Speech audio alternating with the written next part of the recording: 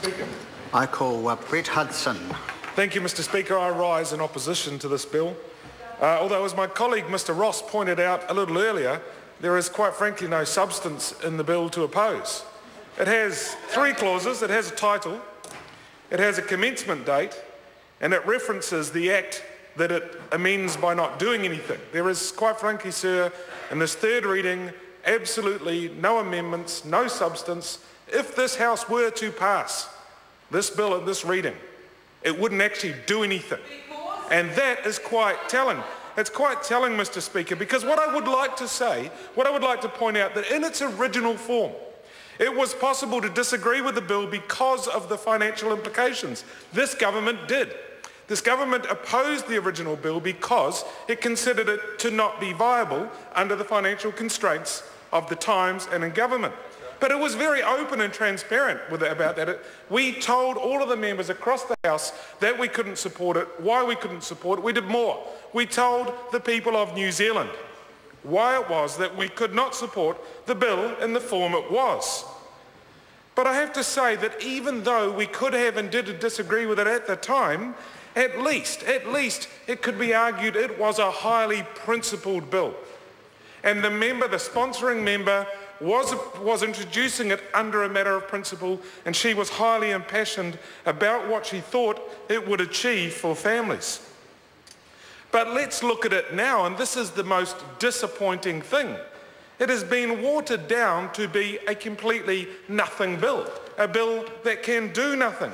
And it is normal for anyone, either in this House, Mr. Speaker, or more importantly, in the public, to question why. Why has it become a bill of nothing from where it started? And I think, Mr. Speaker, it's quite possible the public might say that the changes have come about for reasons of pure political expediency on the part of the sponsoring member, simply to get runs on the board, sir, by getting a member's bill actually passed. There's a saying, sir. The saying is that one is either on the bus or under the bus. And the opposition have thrown many, many New Zealand families under the bus of their bill. Let's look at them, sir. Parents having 1 child, a pregnancy with 1 child, under the bus, no change for them. Parents with multiple children facing all of the challenges and financial pressures of having multiple children to care for, and 1 more on the way, under the bus. No, nothing extra for them. Sir? A point of order, Sue Moroney.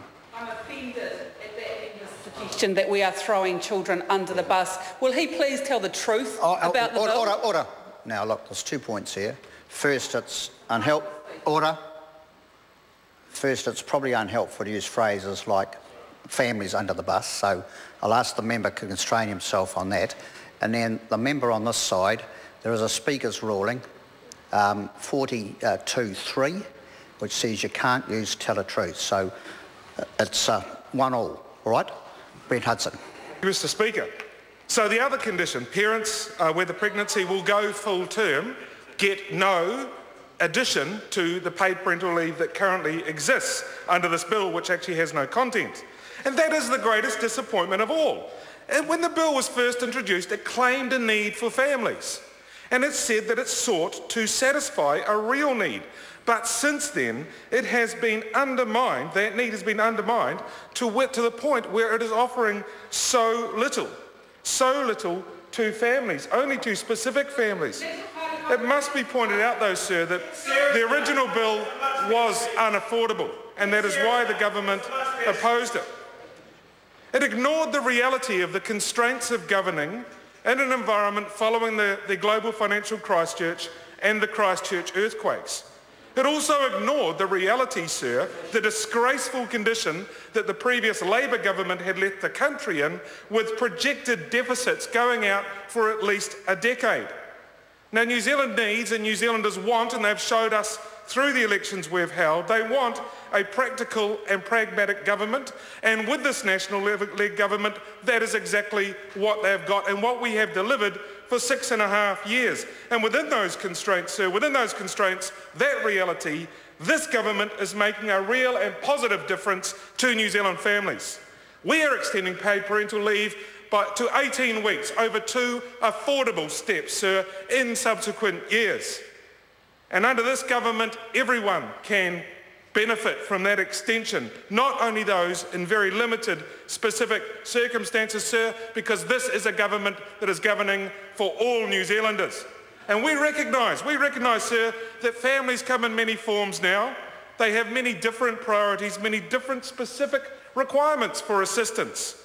And this bill would help those people, not only specific limited interest groups.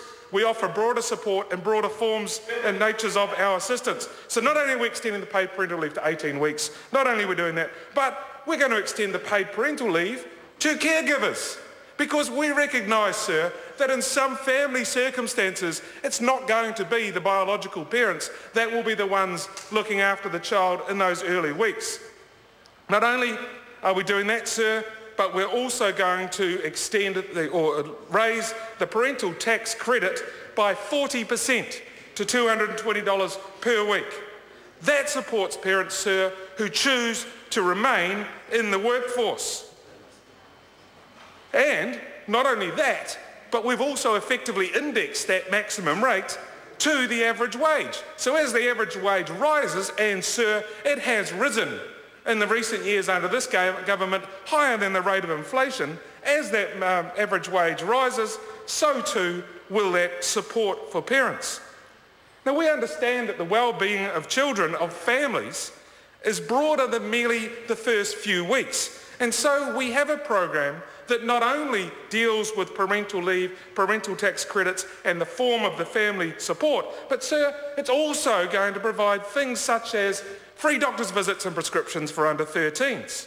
It's going to provide more funding, $155.7 million into early childhood education to raise participation to a 98% target.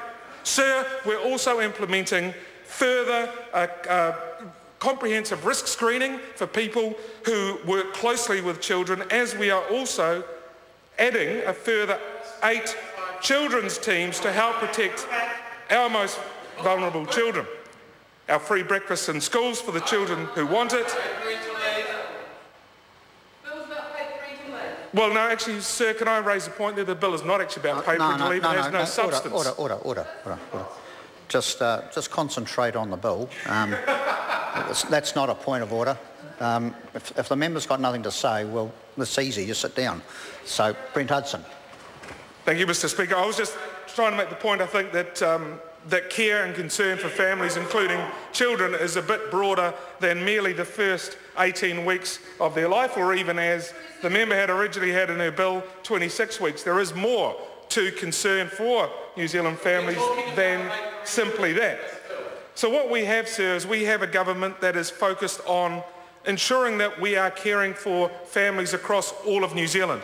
But what has been presented to the House to consider tonight and make a final resolution on is, in fact, well, if we forgive the fact that it has no amending provisions in it, the way the members opposite have talked about it is that all it will do is extend a small amount of additional financial support to a very limited number of groups. And that, sir, is an absolute disappointment, because as I began by saying, the member originally had a fundamental position of principle, which was she felt, and her support, the Labour supporters felt, that the financial support paid to new parents should be more across the board. But that's been completely diluted.